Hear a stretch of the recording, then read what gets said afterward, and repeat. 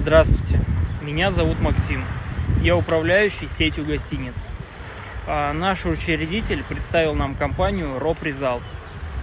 Честно скажу, вначале я был не совсем доволен, что кто-то вообще удаленно будет лезть в мои дела. Но уже через 2 недели я понял, что с меня, в принципе, сняли всю операционку, и я наконец-то уже занимаюсь развитием сети.